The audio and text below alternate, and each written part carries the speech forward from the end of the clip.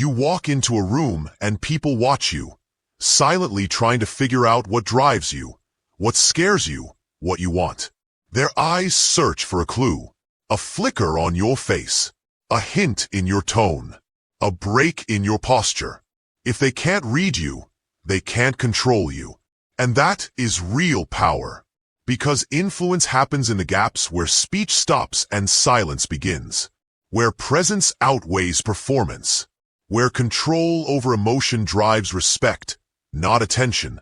If you've ever felt like others read you too easily, if you've ever wished you could stay calm under pressure, stay strategic in conflict, and stay mysterious in power, this video is your blueprint. We're going to explore the Stoic way to stay unreadable through 3 pillars. Control emotions, because leaking tension is weakness. Gain respect, because command is earned in silence. Say less, because restraint is rare and respect is rapid. But first, if you're here to build real influence, not fake attention or flashy presence, then subscribe now. It takes 1 second, and it locks you into a journey toward genuine control, grounded in ancient wisdom and modern practice. Now let's begin, not in noise, but in quiet clarity. First, control emotions. Most people walk through life like open books, flipping their emotional pages for the world to see, unaware they're being read, measured, and manipulated. You can tell when they're nervous, offended, insecure, or desperate, because their face leaks it, their voice cracks under it, and their words try to cover it. But not you. Not anymore. The Stoics believed your emotions are internal signals, not public announcements. And once you learn to observe them without obeying them, you become unreadable, untouchable, and far more respected. Marcus Aurelius, the emperor who ruled the known world and still found time to master himself, once said, "You have power over your mind, not outside events. Realize this, and you will find strength." That quote isn't poetic. It's tactical.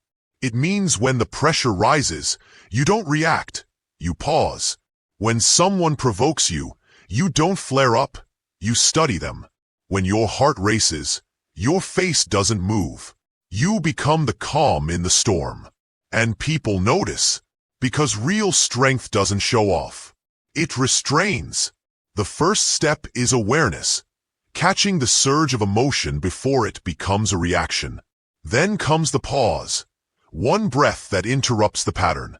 That breath is your break from the automatic. From there, you train under pressure. Cold showers, hard conversations, uncomfortable moments. These are your gym. Because emotional control isn't built through comfort, it's forged through discomfort. You don't aim to feel less, you aim to leak less.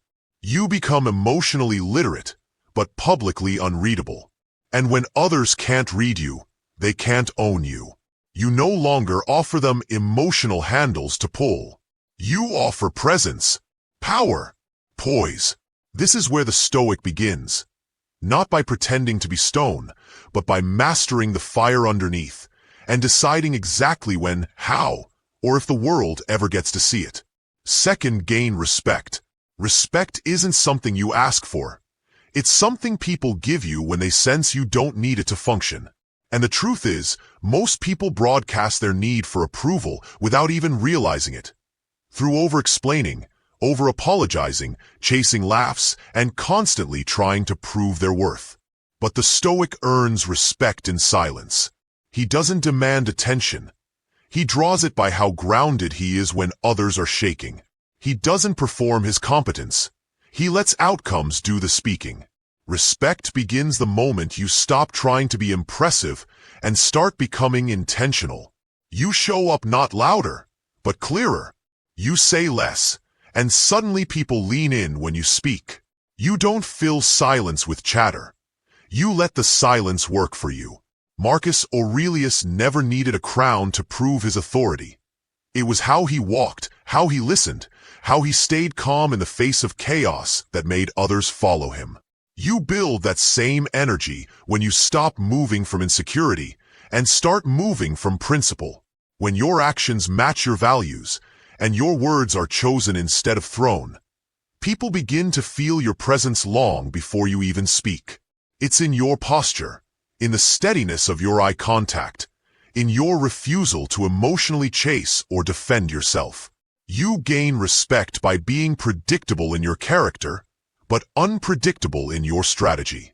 You are calm, but never passive. You are quiet, but never weak. You are kind, but never soft.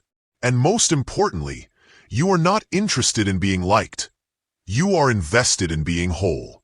The Stoic walks through life with a deep calm, not because nothing affects him, but because he has trained himself to stay unmoved by what doesn't matter.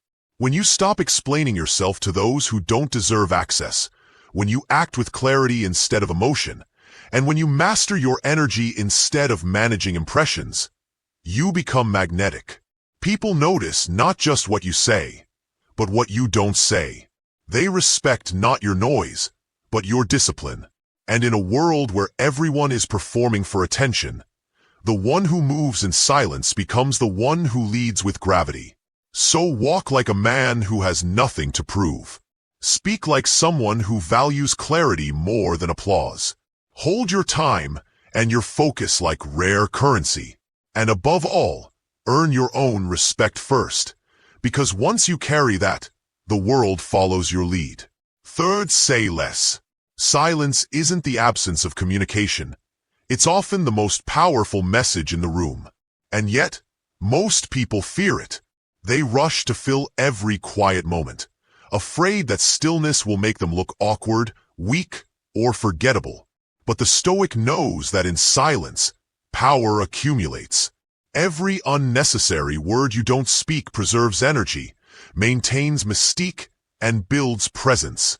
When you learn to say less, you begin to radiate authority without needing to advertise it. Why? Because silence forces others to tune in.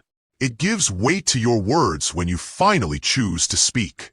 It makes people wonder what you're thinking, rather than ignoring what you're saying. The man who speaks rarely but with precision carries far more influence than the one who never stops talking. Saying less doesn't mean being passive. It means you refuse to waste breath on anything that isn't meaningful, necessary, or aligned with your values. It means you understand that in most situations, especially high-pressure ones, the first one to speak often loses their leverage. The Stoic speaks only when his words will hit with purpose. And when he speaks, there's no fluff, no filler, just truth, delivered with composure. He understands that silence is a form of strategy. It can diffuse tension, make others reveal themselves, and shift the emotional power of a room without a single raised voice.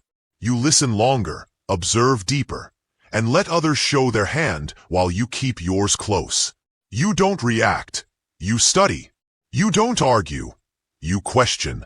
This isn't just psychological dominance, it's wisdom in action. And in a culture obsessed with noise, the man who says less stands out not because he's trying to, but because he's rare. Your silence becomes a mirror. People project onto it. They wonder what you're thinking. They assume depth. They imagine strength. And more often than not, they treat you with more care, simply because you're not constantly offering yourself up. You become the mystery in a room full of noise. And people respect what they don't fully understand. So train yourself to love the quiet. Let your actions be your argument. Let your results answer the critics. Let your body language do the heavy lifting. Use your eyes, your posture, your timing. Speak only when your words are heavier than the silence. And when you do speak, keep it simple, truthful, and composed.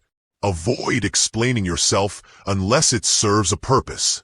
Avoid venting, unless it's to someone who can help you grow. Avoid giving away your thoughts to those who haven't earned your trust.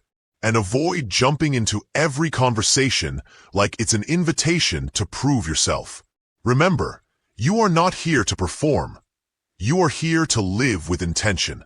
The Stoics believed in restraint not because they were timid, but because they understood that every word has a cost. And in the same way you wouldn't give away your money to people who haven't earned it, you should never give away your words to those who won't value them.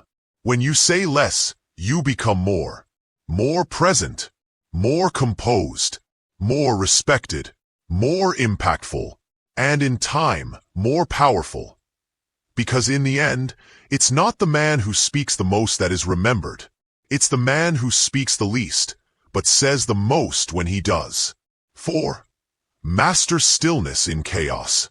In a world where everything is in motion, where people rush to speak, rush to respond, rush to fix their discomfort, stillness becomes a superpower. Not the kind of stillness that looks like apathy or laziness, but the kind that radiates calm under pressure, clarity under fire, and control in moments of chaos. This is the stillness the Stoics cultivated relentlessly, not because they wanted to be detached from life, but because they wanted to be rooted in reality while others were drowning in reaction. Marcus Aurelius, who ruled an empire while facing war, betrayal, disease, and death, wrote not about controlling the world, but about not letting the world control him. That is the essence of Stoic stillness. It's not passive, it's profoundly active. It's the refusal to let external events hijack your internal state.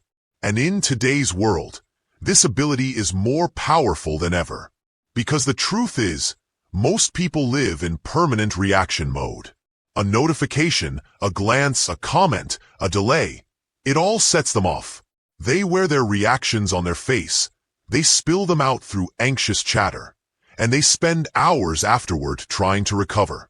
But the Stoic stays unreadable by practicing internal neutrality in external storms.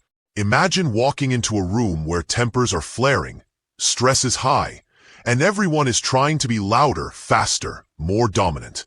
The Stoic walks in, calm, centered, eyes steady, breath slow. He listens without interrupting. He observes without reacting. His body doesn't twitch. His face doesn't flinch. And instantly, without saying a word, the power dynamic shifts. Why? Because in a world addicted to reaction, the man who doesn't react becomes the anchor everyone else unconsciously leans toward. Stillness isn't weakness, it's leadership. But this stillness doesn't happen on accident. It's trained, it's tested, it's earned. You earn it in quiet moments, by sitting with your discomfort instead of numbing it, by resisting the urge to respond when you're emotional, by watching your mind try to speed up, and choosing instead to slow down. You train your stillness in uncomfortable situations, like when someone disrespects you, and you respond with silence instead of ego. Like when you feel misunderstood, and you don't rush to defend yourself. Like when everyone's in a panic, and you breathe slower, not faster. In these moments, your calm becomes louder than their chaos. And when people see that you don't flinch, that you don't reveal, that you don't crumble, they instinctively treat you differently. They speak more carefully. They assume you know something they don't. They follow your pace. Stillness creates gravity, and gravity pulls. But this kind of stillness requires one key element: control over your attention. Most people lose their stillness not because of what's happening, but because of where their mind goes. They imagine worst-case scenarios. They relive past failures. They try to fix what they can't control, and they lose presence. The Stoic, on the other hand, stays here, right here, in this breath, this room, this action. He knows the storm might come, but he doesn't let it start inside his mind. This presence becomes a shield, and that shield is what makes him unreadable. So if you want to be the one others look to when things fall apart, don't train to be louder. Train to be still. The man who can hold his center in chaos will always command the room, not because he demands it, but because stillness is power, and power doesn't need to announce itself.